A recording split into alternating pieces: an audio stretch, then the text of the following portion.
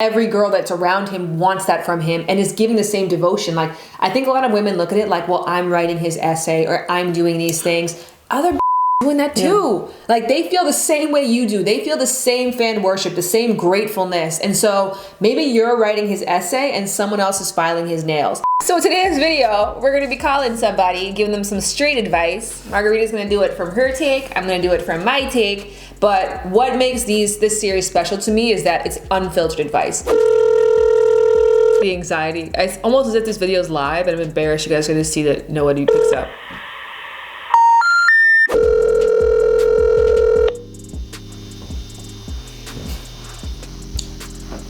Hello. Hi. Hello, this is Sham Booty. I'm also joined by my friend Margarita. Hi. Hit us with it. What's going on? What's poppin'? Okay, so here's my life. And she wasn't lying. She legit went on for 10 straight minutes. And I knew of him because one of my friends had a crush on him, and I was always someone who would always say to myself,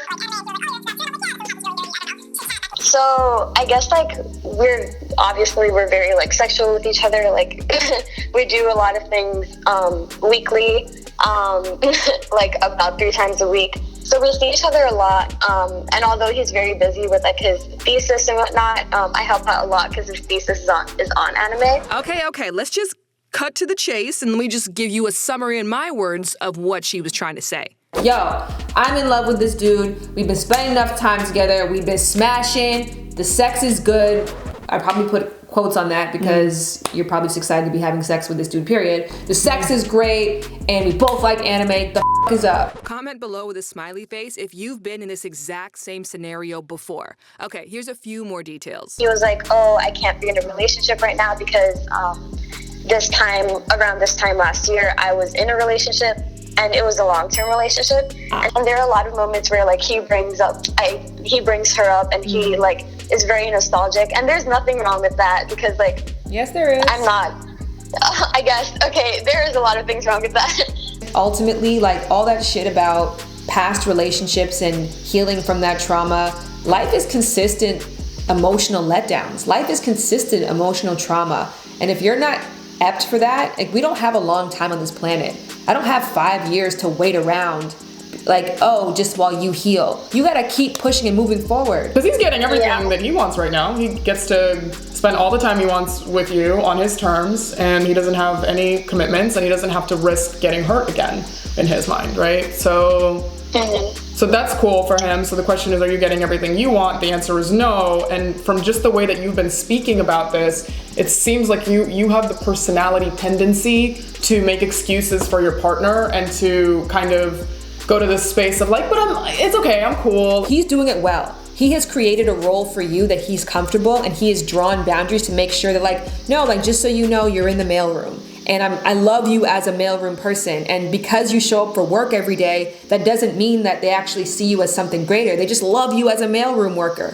I had a friend actually recently say to me, she's like, you know what makes me so mad? I meet guys online and they'll say in the beginning that they want a relationship, but then we end up just like having sex and like they clearly just lied in the beginning.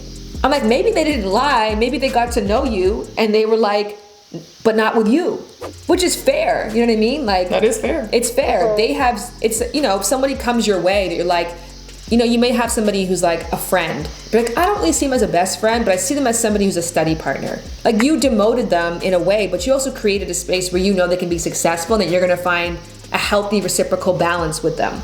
And so for whatever reason, he's choosing not to put you in that position. So you have to also do the same and not put him in that position.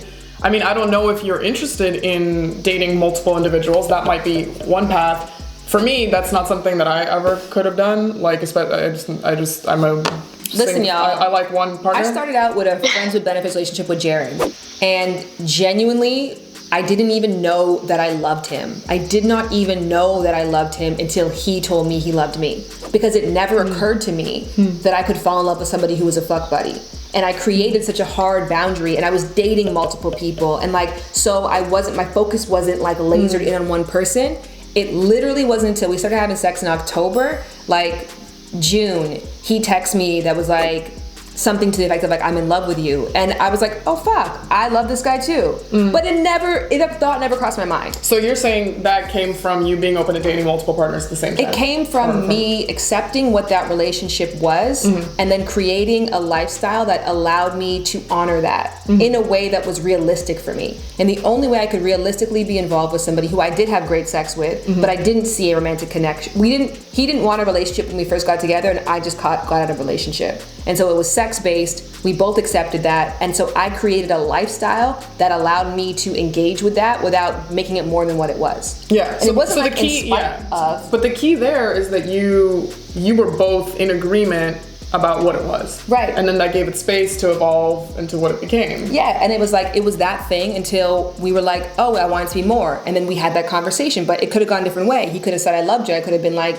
I don't feel that way. Right. So then here, in this situation, sounds like she's pretty clear that she feels some type of way. This is the thing. I'm not 100% convinced that you are in love with him, other than the fact that like you've put yourself in an impossible situation where there's nothing else for you to do but to fall in love with him. Your ego is involved. Close your proximity. Chemicals are involved. You're in a school. And on top of that too, like you already had like a fan worship mentality towards him. So I don't know what else you could have done other than fall in love with him. The best, I think, spreading it out allows you to like dilute the feelings, and as much as that sounds like some kind of weird cocktail, I think it's actually true. So yeah, spreading it out like dating other people. Yeah, so I think I'm actually curious about what he'll say if you go, hey, so since you don't be in a relationship, I'm actually open to dating multiple people. I feel like your choices here are fire him or hire additional support. Hire additional support. Because I don't know who you are, but just from the way that you told this whole story, it's clear that you are a motherfucking catch, and that for the most part, you're kind of like, oh, I'm shy, oh, I'm awkward, oh, I don't know. I think it's time to level up and to just embrace, like, yeah, I'm a badass. Like, look at all these cool things that I know and understand, and I'm quite the catch myself. Sushi doesn't get offended if someone's like, I prefer pizza. It's like, I'm fucking sushi. I meet people to this day who I'm not the right fit for, friendship-wise or job-wise, but it stops offending me or making me feel like less because I came into it knowing what my true value is. If you don't, that's when you get swayed into, well, maybe I should be accepting less because this person's so great, so I have to be grateful. But that's like putting cheese on sushi. Yeah, it's not good. That's not good. I hope you were taking notes. Yeah. Don't put cheese on your sushi. The end. Thank you so much for calling us. You're awesome. Bye. We really should have developed don't put cheese on your sushi. I mean, I don't know where we were going with that, but I get. I think that, I mean, we said it enough. I said it straight to camera. I know, but based on what I was saying, it really wasn't the right button. Because it's like... Say it now. I can't, because I almost want to switch to find a way to make your statement work. What do you mean? Because what I was trying to say is that once you know what you are and who you are, it doesn't bother you if someone's not interested. Yeah, but then you were saying like, now that you're trying to adjust, that's like you being sushi. Oh, and then being like, we're gonna put some cheese on so you'll like me. That will cause indigestion. And then it's a catch-22 because now it's a gross product for him and it's no longer you. Yeah, he's like... Yeah, I never get the other person in this relationship.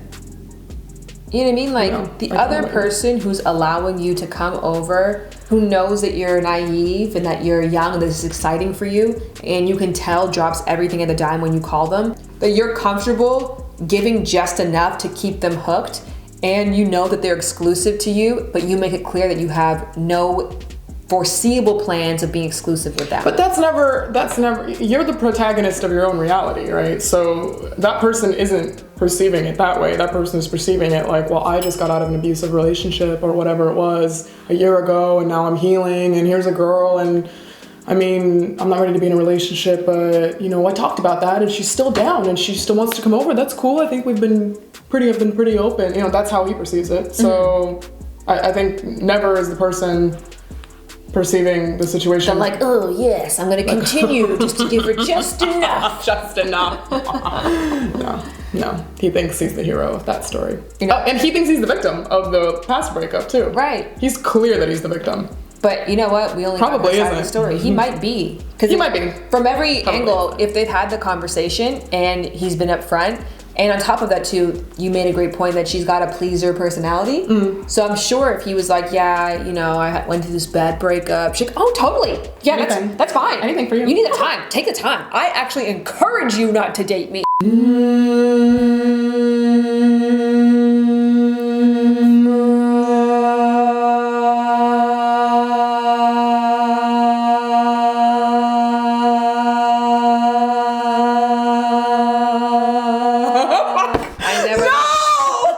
I never lose that. I don't know why, guys. Special skill. Hello. Hi, this is Shambooty. Shannon? Yes. I'm also joined by my friend Margarita. Hi. What's up? Basically, I feel like I'm kind of stuck in a rut in my relationship. Like I told you, it's been months since we've been together. We've been messing around like officially for like a year.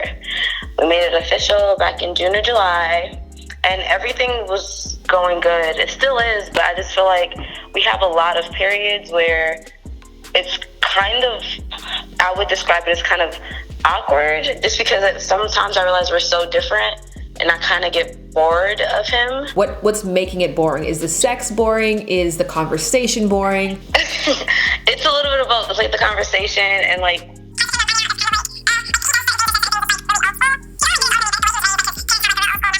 so he kind of likes to call me feminist and rebellious because I'm open-minded. And like, for instance, I believe in, open relationships and things of that nature.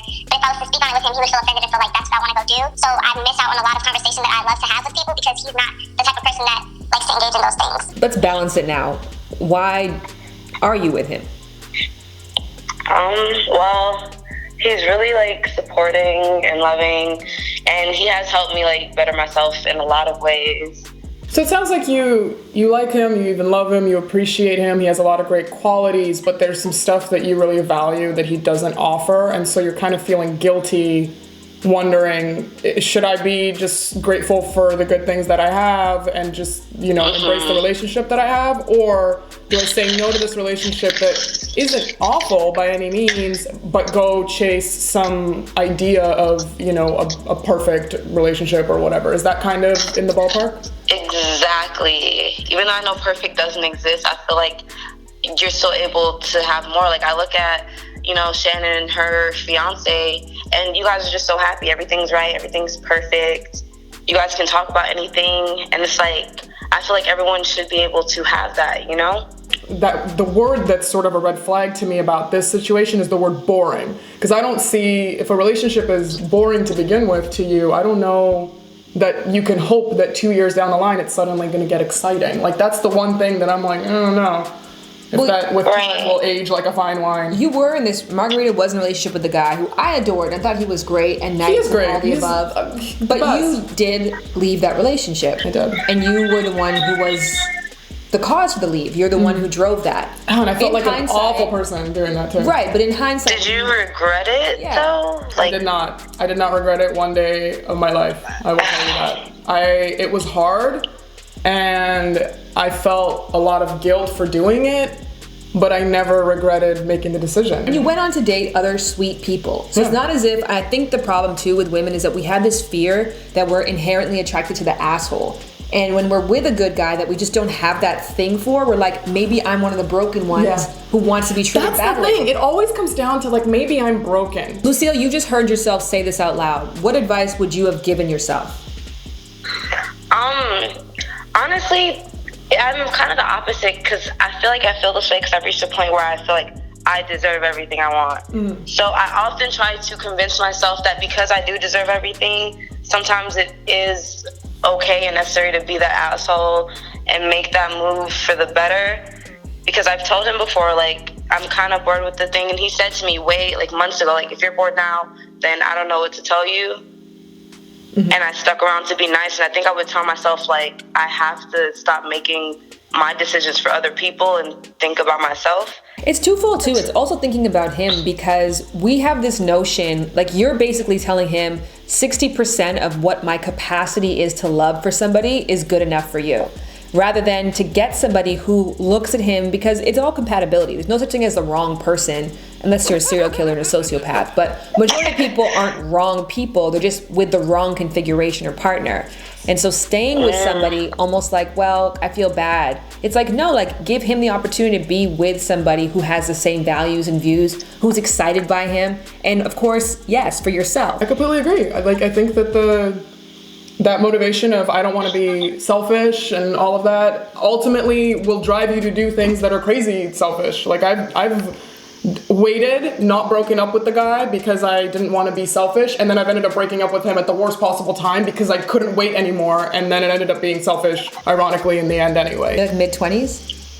Yeah, I'm 22. Yeah. Oh my God, early 20s, girl. Oh, I'm early 20s. Yeah, I'm 22. Be grateful that the experiences that you're having in love are lessons learned the nice way, and that are lessons that you got to be pensive about. Like, it wasn't a fire situation where you had to grab your shit and leave because, again, it was toxic and abusive, and looking back, you don't even know what there is to learn. Like, you've had time to really think about this, reflect on how this relationship makes you feel, what you're looking for in a long-term partner, and do so in a way that, again, isn't compromising your health in any capacity. So be grateful and continue to have 4 more people just like this. Maybe the next one is your match, who knows? But nonetheless, like, this is to me, the goal in your 20s is to have relationships that are satisfying, that are mutual, that naturally come to a close, that you get to learn from, but you don't have to step back and try to heal from them. You can just keep moving forward. And I think it sounds like moving forward is the best option for you. Yeah. Yeah, you already know. You trust yourself. Trust yourself. Trust yourself. Trust yourself. All right, bye, girl. Thank you.